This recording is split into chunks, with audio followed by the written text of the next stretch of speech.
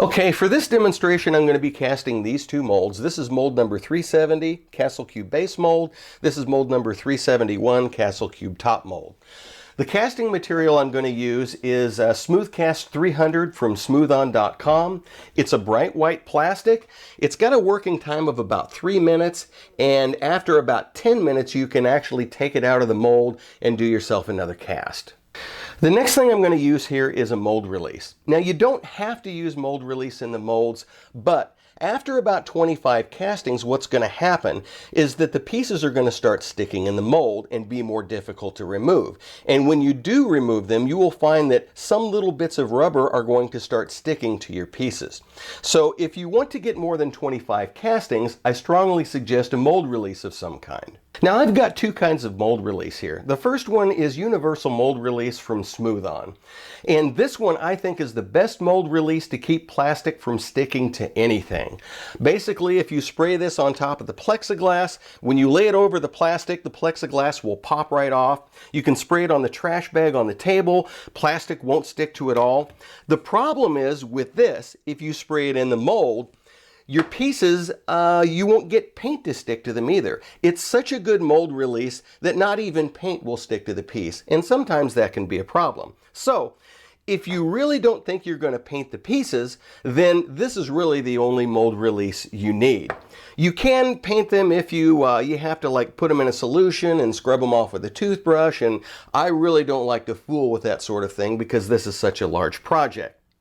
Now, the second type of mold release I have here is Mann Ease Release 200. This is not as good at keeping plastic from sticking to things. If you spray it on the plexiglass, you may have a difficult time popping it off. But the advantage of Ease Release is that it will protect the mold if you spray it in, and when you get done, you can actually paint the plastic pieces without having to clean them. Now, when I say paint the plastic pieces, I mean you'll be able to spray paint them with most spray paints and it will stick just fine. If you tried to use acrylic craft paint and paint it on, it would probably repel it just simply because this is plastic. Now, for this project, I would prefer that the pieces be cast in kind of a medium gray.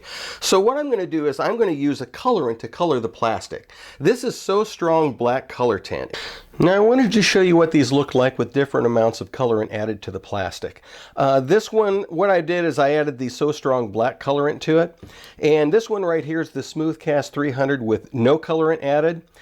This one right here is 3 ounces of A and 3 ounces of B of the Smoothcast 300 and 3 drops of the colorant added to it.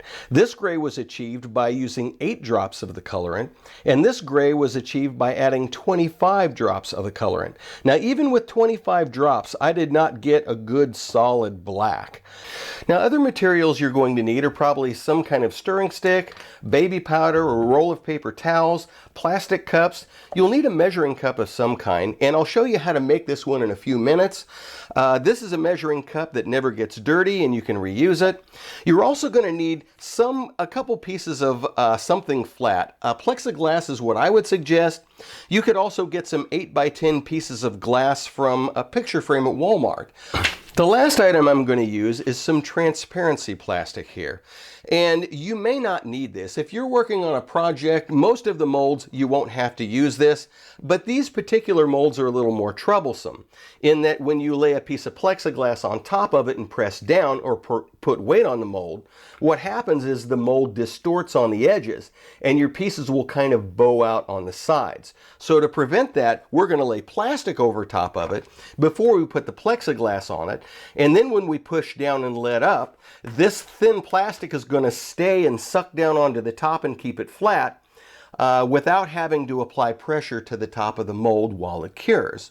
Now, if you decide you do need this plastic, you need to be very careful as to what kind of plastic you get. What I've got is transparency film here, and be sure on the package that it says it can be used in photocopiers or laser printers.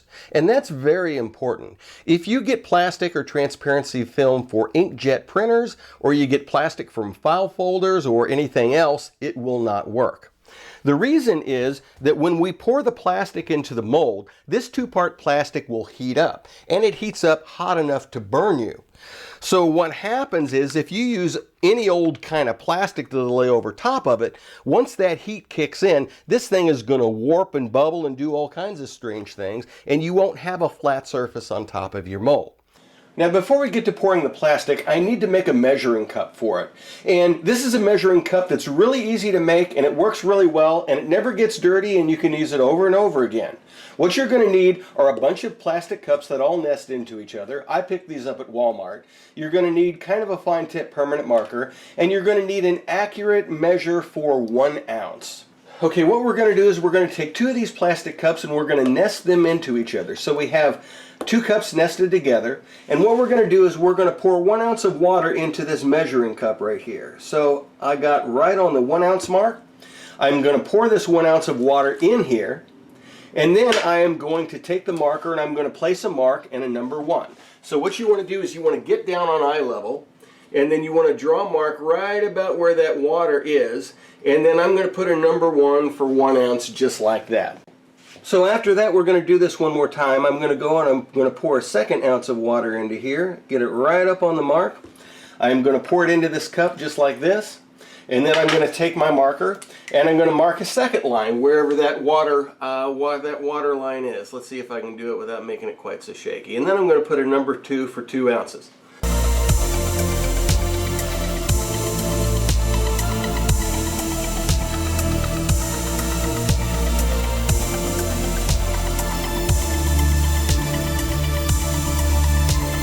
So I've done this for 12 ounces of water. So when I pull the inside cup out, I actually have 12 ounces of water in there. And the way you use this cup is basically whenever you want to measure, let's say for some reason I want to measure 4 ounces of some liquid, nest a cup inside of it and then simply pour until you reach the number 4 mark. But remember that your line of sight should be down low to actually match the mark there. I put it to the 4 mark, and now the cup inside has exactly 4 ounces of water in it. Okay, let's cast these molds. The first thing I'm going to do is take the universal mold release, and I'm going to spray it on the tabletop so that any plastic that overspills from the molds, and there will be very easy to remove from the plastic. So let's go ahead and get our molds down on the table here. And I've got a couple of pieces of glass to go over the top, and I've got my 2 pieces of the transparency plastic. Now this transparency plastic has kind of a bumpy side and a smooth side. I'm going to go ahead and use the smooth side against. I really don't think it makes any difference. It's just one of those things I want to do. So I'm going to use the universal mold release to spray on the plastic because it's good at keeping plastic from sticking to plastic. Now let's get the molds prepared. Now, since I want to be able to paint these, I'm going to use the Mann ease release in the molds. It will help protect the molds, and I'll actually be able to paint these pieces once they come out of the mold. So what I'm going to do is go ahead and spray it down into the mold, on both molds. And then we're going to go ahead and baby powder both of these molds. So I'm going to take a little bit of talcum powder. It doesn't matter if it's talc or if it's cornstarch. Basically, it's just baby powder. What we're going to do is we're going to smack those around in the mold, get them down into all the details there.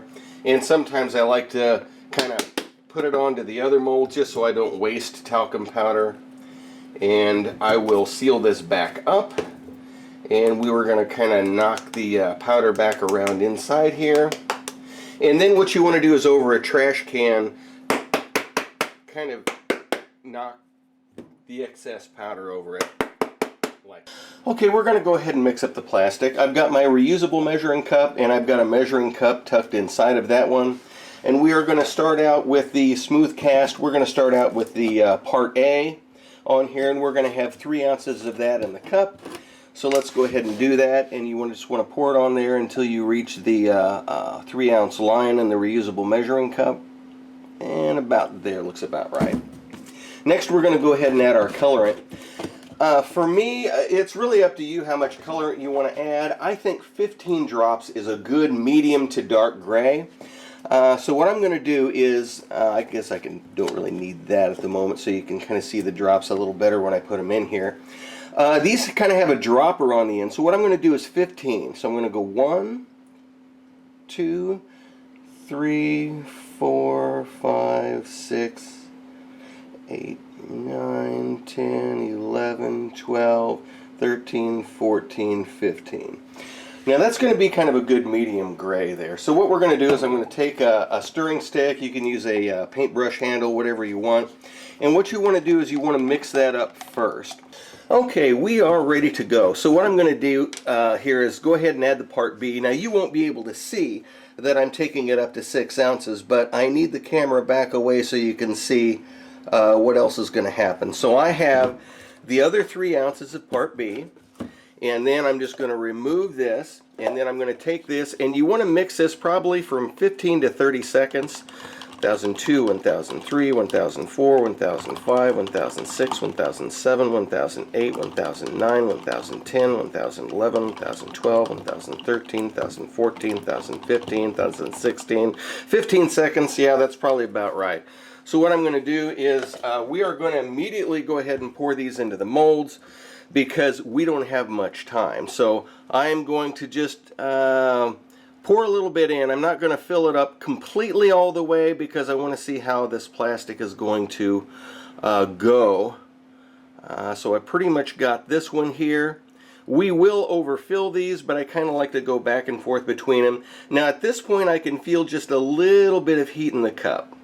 This stuff is starting to activate already. So, I mean, the cup is not hot. It won't burn your hand or anything by the time you get this poured in. So now at this point we're going to overfill the tops completely. Okay, I want to make sure there's nothing there. Okay, this top is pretty much overfilled. This is much overfilled. And we don't really have, we pretty much used, you know, everything in there. So I'm going to use the universal mold release. This is the release that plastic doesn't stick to anything. Spray over the top, that'll pop all of the bubbles. Then I'm going to put this smooth side down, and when I put it down, put down one side and just use your fingers to kind of go across it like that. I'm going to move this over a little bit and just put down one side and just kind of use your fingers to go across it like that. Then we're going to lay the glass down on top of it and kind of push down flat. Look at that, I got that back on my knuckles there. I can't believe I got my knuckles into it. Okay, so I'm going to put that on there. I'm going to put this on here. And what we're going to do is we're going to push down on this glass to get the excess of it out. And it looks like it did pretty well. See how you can see the mold under it? So this piece of glass, or hard plexiglass, or whatever you use, you want it to see through so you can kind of see what's going on here. And as you can see, it looks like we've got that pretty well. Alright, time to clean the knuckles here. There we go. Let's get that off of there.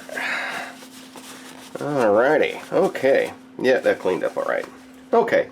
So at this point we're just going to wait. It looks like I can see the mold through it. So I think that did fairly well for the amount. At this point I'm going to leave it set until it hardens up. Probably about 10 minutes should be sufficient. Okay, let's see how this came out. Here's the piece of glass that we put on top of it. Now this is the plastic that we sprayed. I haven't done anything, and look at that. See how that comes off? That's because we sprayed it with the universal mold release that's really greasy stuff.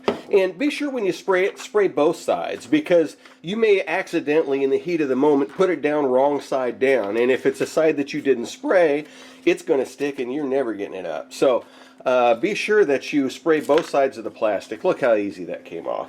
And since I sprayed the plastic down, these things come right off of the trash bag that's on my tabletop. Now what we're going to do is demold these. You know that these are, I've let these set for about 15 minutes. If you touch them and they don't feel warm at all, if they feel cool to the touch, then you know that this plastic is completely cured. The one thing I like about the Smooth Cast 300, which you're going to think is a little bit strange, is that it's brittle when it comes to small, thin sections. So very thin sections, this plastic will crack and break, which is great for removing the flash off of the outside, because what I can do is I can just kind of pull it like this and that will come right off. There are other plastics that are not brittle in thin sections, and you do that and you're not able to. You actually have to cut them apart. So what I'm going to do at this point, these are the tops. So at this point what I can do is kind of break this. Hopefully I push this down enough that this is really thin between the blocks and you can kind of crack this and break it. And look at that. See that? This actually kind of popped out of there, so be careful when you're doing this. So what you can do is you can remove these sections. And these are perfect castings. These things look great. And since this plastic in thin sections is brittle, I can remove the flash off of them. Now, this is a deep mold with a lot of detail, so you're going to have to push a little bit to get these pieces to come out of the mold. It's going to be just a little bit of work to get them out of the mold. And if you got a big chunk that won't come out, you know, flex the mold and actually kind of break the plastic, the thin amount of plastic that's on top, and then you can kind of remove these like that. There we go. Now the next thing you want to do after you cast these is remove the flash from the sections. A lot of these are already going to be fairly clean. You just kind of have to push on them with your fingers a little bit. You see there's a little bit of flash on this. Just kind of push on it with your finger, and this flash just kind of breaks off and breaks away. Let's say this piece right here, you see the flash that's under here? What you can do is you just kind of push on it, and it just breaks off like that. So these pieces are really fairly quick and easy to clean up. It's not going to take you a lot of time to break the excess off. Now, one of the things that's very hard to explain is why we use this thin piece of plastic. Why didn't we just use a piece of glass and lay it over the top? The problem is with this mold specifically, mold number 370. This has very thin outer walls, and if you just use a hard piece of plastic or glass, when you push down to keep the bottom flat, you would have to apply weight and pressure to it in order to do that. If you apply weight and pressure to this particular mold, what will happen is the squeeze out of plastic will push out and distort these two sides, and this side right here, and it will push them out and hold them out while the piece hardens. That would end up flaring out the bottom. So when we use a piece of plastic and push down and let go, the plastic will release and let this kind of come back up into its natural shape, but still keep the bottom fairly flat. Now, if you're using any other mold, you'll be able to just use a piece of plastic or glass, hard plastic or glass, and it will work fine. This particular mold, you must use the flexible plastic in order to get this to work. And even as we've done it for this, see the corners right here? This is the corner that would normally have flared out. And the same with this corner right here, it would have flared out. Even as it is right now, they flared out slightly because when I put them together, they're pretty much square, but there's just a little bit, you see just a little bit of rock here. You see how this kind of moves up and moves down? It means that this flared out just a tiny amount. So what you can do on those corners is you can kind of use a little piece of sandpaper to knock them down just a little bit on those corners. Just a little bit to knock out the middle, and now it works flat. It's perfectly flat. Everything is going to line up exactly as it needs to.